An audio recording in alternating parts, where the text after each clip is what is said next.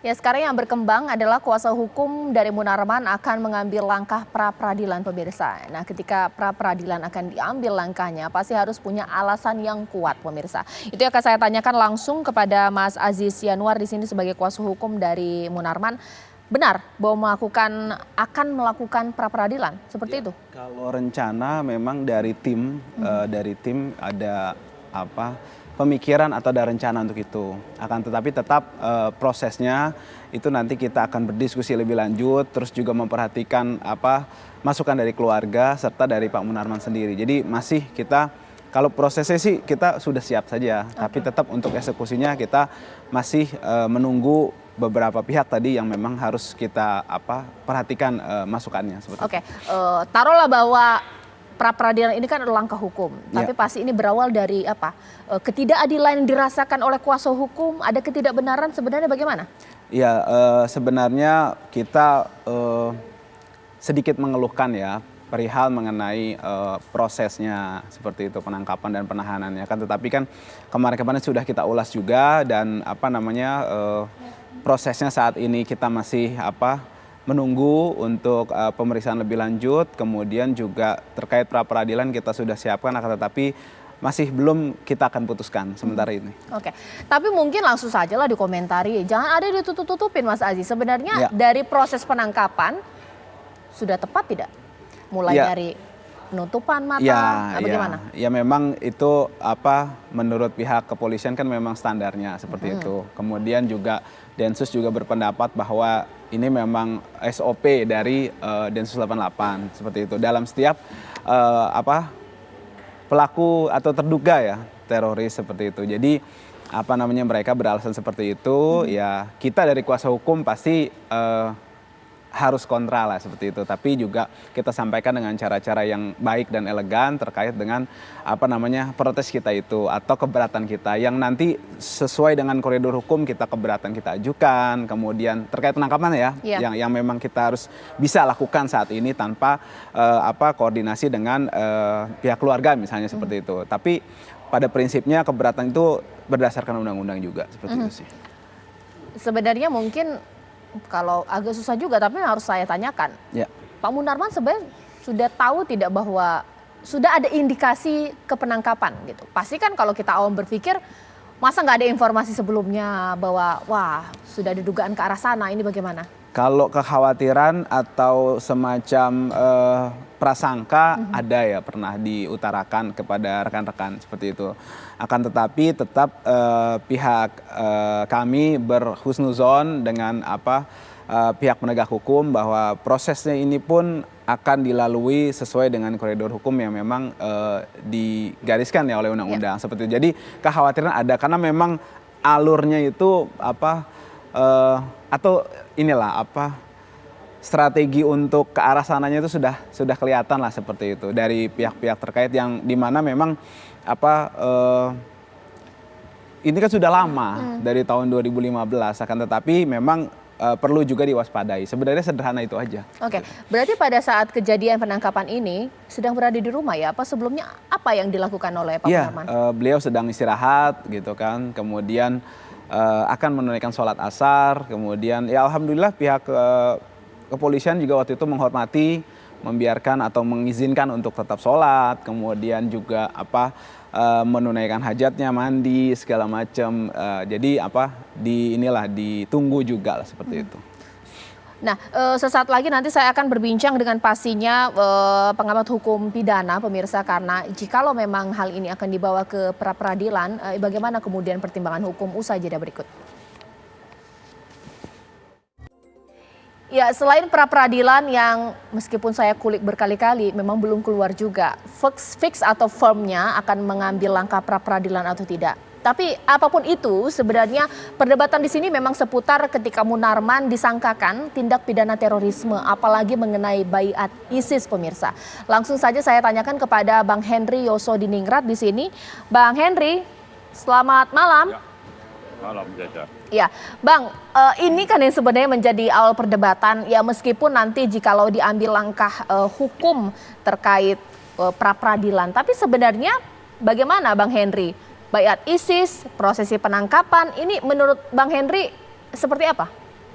Oke. Penangkapan dalam tindak pidana teroris itu bisa dengan bukti permulaan, ya. Nah, bukti permulaan ini berbeda dengan tindak pidana biasa, tindak pidana umum. Bisa berupa informasi intelijen, ya. Bisa juga yang disampaikan secara elektronik. Jangan sah atau tidak penangkapan karena belum ada bukti permulaan yang cukup seperti tidak. Ya. Jadi penangkapan yang dilakukan oleh penyidik dalam tindak pidana teroris ya itu cukup berdasarkan bukti permulaan, dan bukti permulaan itu bisa berupa informasi intelijen dan juga bisa disampaikan secara elektronik, bisa berupa gambar dan sebagainya. Nah, saya nggak tahu apa yang dipersoalkan terkait penangkapan.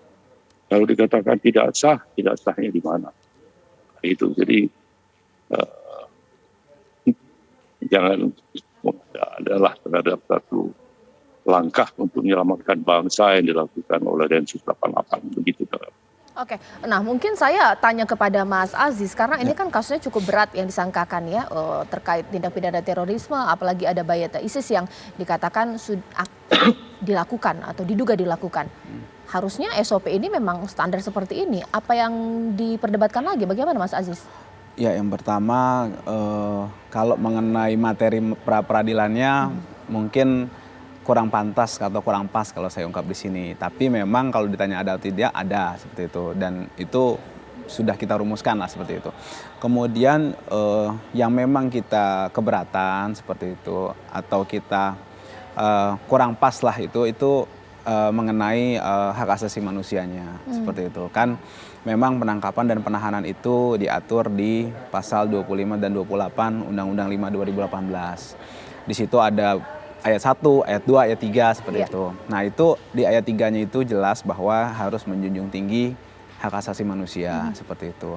Kemudian di ayat 4-nya jika ada pelanggaran di situ itu masuknya ranah pidana seperti itu. Saya di sini hanya mengulas itu saja, akan tetapi mengenai ansih Pak Munarman kasusnya itu, nah itu masih memang kita buktikanlah nanti seperti itu. Mungkin simpelnya begini kali Bang Henry ya, apa tidak bisa dijemput dengan cara yang baik-baik gitu misalnya, apakah memang harus seperti ini penggerebekan? Kalau mungkin Mas Aziz menyoroti dari sudut pandang hak asasi manusia. Oke, kalau tidak pidana biasa itu memang perlu panggilan atau apa ya, setelah dipanggil secara patut baru dijemput secara paksa baru ditangkap. Kalau tidak pidana teroris harus dikirim surat panggilan dan sebagainya. Ya bukan tidak pidana teroris namanya. Yang namanya tidak pidana teroris itu kan sudah merupakan kesepakatan dunia internasional, adalah merupakan the most serious crime, extraordinary crime ya. Dan diatur dalam protapnya seperti ada yang persoalkan kok ditutup matanya ya memang seperti itu aturannya. Apalagi tadi dikatakan bahwa penangkapan ini mengenai tata cara yang akan pra-peradilankan, yang semestinya sebagai advokat tahu yang merupakan objek pra-peradilan itu apa, apakah tata cara itu merupakan objek pra-peradilan atau tidak. Nah, dikatakan pelanggaran terhadap HAM, perbuatan yang mana? Kita lihat itu semua itu tadi ya, saya lihat di tayangan TV itu bahwa tidak ada pelanggaran terhadap HAM di situ. Tolong dijelaskan supaya masyarakat kita ini pun tahu apa yang dimaksud dengan pelanggaran HAM dalam hal ini. Baik, ditahan dulu Bang Henry. Sekarang saya akan menuju kepada Pak Suparji Ahmad sebagai ahli hukum pidana di sini. Selamat malam Pak Suparji Ahmad. Selamat malam Mbak. Ya Pak, kita mungkin pisahkan terkait kasus yang dikenakan untuk Pak Munarman pastinya. Tapi kalau dalam sudut pandang hukum pidana, pra-peradilan diajukan terkait prosedur penangkapan, tapi pasal yang dikenakan ini adalah tindak pidana terorisme. Bagaimana? Apakah prosedur penangkapan ini sudah sesuai dengan apa yang berlaku? Bagaimana Pak? Ya, pertama kan yang jadi pokok persoalan ini kan penangkapan, penahanan, dan penetapan tersangka itu sudah sesuai dengan hukum acara pidana yang berlaku. Disitulah kemudian akan diuji tentang syarat formil yang bersangkutan dalam proses penetapan penahanan tadi itu. Kalau kita lihat dalam konteks Undang-Undang Pemberantasan Tindak Pidana Terorisme di pasal 28 ayat 1 di Undang-Undang Nomor 5 tahun 2018, bahwa penyidik dapat menangkap orang yang diduga melakukan tindak pidana terorisme dan dalam mempunyai waktu 14 hari, dan kemudian kalau ada kebutuhan perpanjangan bisa minta penetapan pengadilan selama 7 hari.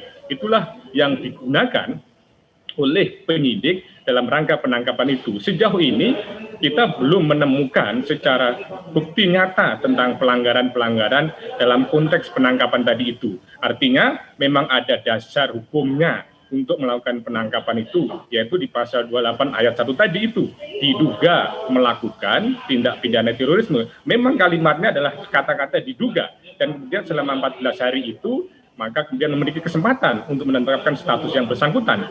Dalam perkembangannya ternyata di tanggal 20 April itu sudah ditetapkan menjadi tersangka. Kemudian persoalannya di tanggal 27 April itu baru dilakukan penangkapan. Di sini kemudian kalau sudah seseorang ditetapkan menjadi tersangka, maka dapat dilakukan penangkapan. Yang jadi problem adalah memang ada putusan MK 21 tahun 2014, di mana seseorang ditetapkan menjadi tersangka itu harus didasarkan minimal 2 alat bukti 184 KUHP dan diawali dengan pemeriksaan calon tersangka. Ini yang jadi problem. Pemeriksaan calon tersangka ini memang ini satu putusan Mahkamah Konstitusi, dan di situ adalah bagian dari pertimbangan-pertimbangan Mahkamah Konstitusi. Prinsip dasarnya adalah bagaimana prosesnya itu tidak terjadi kesewenang-wenangan dalam rangka melampaui kewenangan atau kemudian melanggar hak asasi manusia. Akan lebih baik memang untuk menentukan, untuk memastikan terjadinya pelanggaran prosedur formil dalam proses penangkapan tadi itu memang diuji di pra-peradilan. Di sini kemudian memang ada hal yang dikeluhkan, misalnya ada disekap matanya, dan itu kalau memang kita lihat memang dalam proses menangkap tindak pidana terorisme kecenderungan seperti itu. Bahkan ada yang digunakan pakai lakban dan lain sebagainya. Itulah kemudian otoritas kewenangan dari penyidik melakukan itu. Tetapi sekali lagi bahwa seorang tersangka, seorang ditahan memiliki hak untuk membela diri. Baik, itu nanti akan saya tanyakan kepada Bang Henry Yosodiningrat bahwa ada harus 2 hal yang harus dipenuhi, alat bukti dan juga pemeriksaan awal tersangka, pemirsa. Sesaat lagi di Apa Kabar Indonesia Malam.